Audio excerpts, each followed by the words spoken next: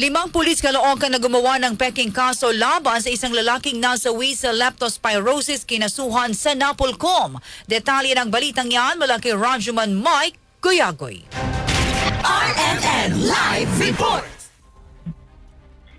Sinamahan mismo kanina ni Cardinal Pablo David, ang ama ng sakristang namatay sa leptospirosis, sa pagsasampa nito ng administrative complaint laban sa pulis Caloocan na nagsampa ng gawa-gawang kaso laban sa kanya. Kasong arbitrary detention, perjury, incriminating an innocent person at grave misconduct ang sinampang kaso ni Jason Del Rosario sa 2 arresting officer, sa 2 pulis na nagsampa ng peking kaso, at damay din dito ang station commander ng Substation 2 ng Caloocan Police Office. Ayon kay Arnold Valenzuela, abogado ni Jason De La Rosa, may kuha sila ng CCTV na nagpapatunay na peke ang kinaso sa kanyang kliyente.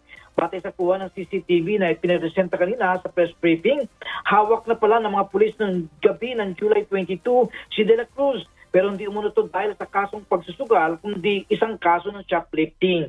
Ani Atty. Valenzuela, agad namang naibalik ang ninakaw na pabango, ugad din na nagsampa ng formal na reklamo ang convenience store.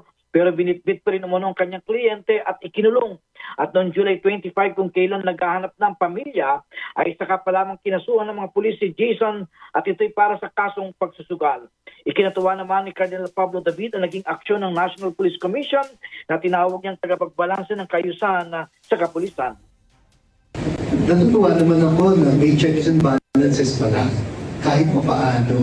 Dahil alam naman ninyo na nung kasagsagan ng giyera sa droga, naging kalakaran ng pang-aabuso.